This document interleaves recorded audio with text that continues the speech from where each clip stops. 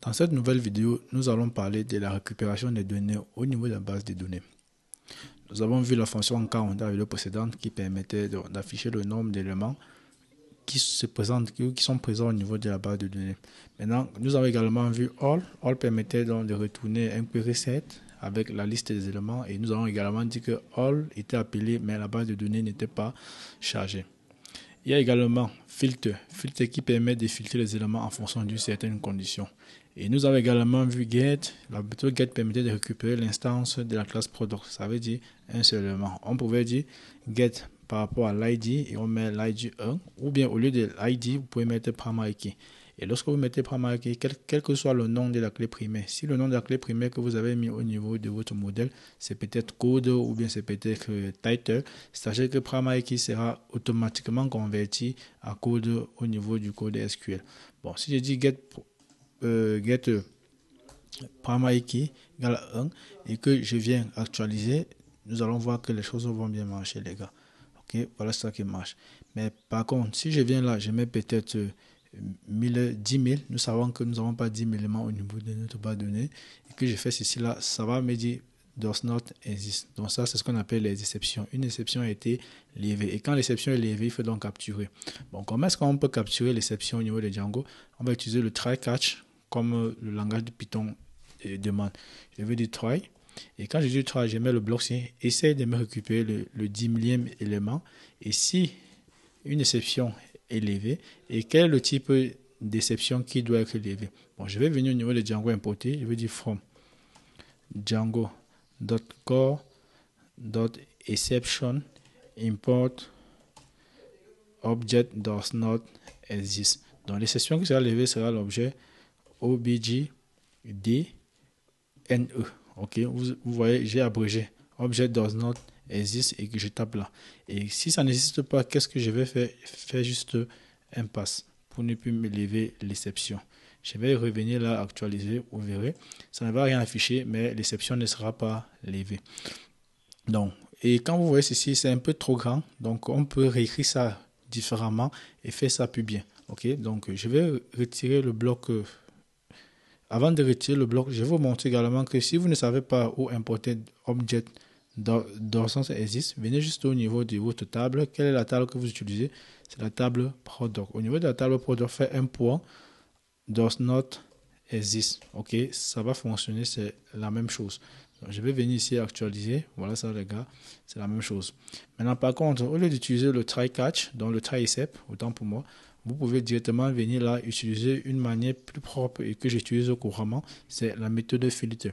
En sachant que filter à son niveau, il ne charge pas la base de données, ça veut dire que je peux l'utiliser constamment. Je vais dire filtre-moi pk égale à 1000. Ok, il va faire cela et il va me retourner un query set vide. Ça veut dire quoi? Étant donné que c'est quelque chose qui ne charge pas dans la base de données, ça veut dire aucun truc n'a été chargé. Mais le problème, c'est quoi? Filter va retourner une liste, donc une liste de query set. Donc, pour récupérer vraiment le millième élément, s'il y a vraiment 10 000 éléments à l'intérieur, je vais dire point first. First va me retourner le premier élément. Ok? Donc, si je viens là, ça me dit product ou non. Dans la mesure où il n'y a pas le 10 millième élément, il va me retourner non. Et s'il y a le 10 millième élément, il va me retourner le produit. Mettons quelque chose qui est un peu plus réaliste, comme le millième élément. Et actualisons. Vous verrez, ça a été chargé, les gars. Donc, au niveau de la base de données, c'est plutôt nickel. Je pense qu'il a pu récupérer les données. Si je vais exécuter, je vais regarder. Voilà le produit qui a été récupéré au niveau de notre base de données, le 10 millième élément. Donc, au lieu d'utiliser first, si vous voulez tester peut-être si quelque chose existe au niveau de votre base de données, au lieu de mettre first, vous pouvez mettre exist pour tester si quelque chose existe. Et si ça existe, au lieu de mettre product, ce n'est pas la bonne nomenclature et je tenais même à revenir dessus. Il faut nommer le nom de vos variables et fonctions, comme ça peut être facile pour vous plus tard de venir débugger votre application. Si c'est peut-être, je vais vérifier si un produit existe, je vais dire product ou bien je vais dire existe, comme ceci. Voilà, je peux nommer ma variable existe comme ceci pour tester si ça existe. Et peut-être je peux même déjà typer cela comme ça. Là, je sais que ceci va me retourner une variable de type booléen. Voilà ça, une variable de type booléen. Ok. Donc, c'est comme ça qu'on écrit le code de Python, les gars. Donc, Ou bien, en dépit d'utiliser ces méthodes, vous pouvez utiliser un raccourci qui vient depuis shortcut qui s'appelle getObject_or44. Mets la virgule, getObject_or44.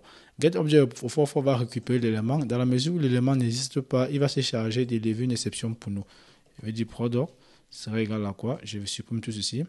Dans getObject_or44, il prend quoi? En premier paramètre, il prend la classe. Regardez, on dit la classe. Ou bien un manager ou un query set. Donc, c'est ce qu'il prend. En deuxième paramètre, il prend n'importe quel élément positionnel ou bien keywords argument. Donc, je vais mettre là le nom de ma table qui sera product. Et comme je mets product, je peux venir directement ici. Je mets la primary key ou ID égale à 1. Il va me retourner le premier élément.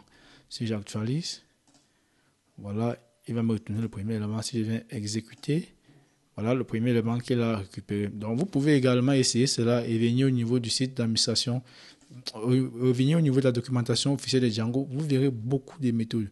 Il y a exclude qui permet d'exclure les éléments dans le champ au niveau de notre requête. Order by pour, on dit reverse pour renverser, distinct pour récupérer uniquement. C'est un peu comme le set pour ne pas récupérer les doublons. Ok, vous allez voir ça au niveau des relations, des related names, okay, dans les relations inverses. Vous avez value list, value qui sont vraiment très très importantes. Et il y a beaucoup de méthodes. Donc je vous recommande vraiment de venir au niveau du site d'administration de Django, de la documentation officielle,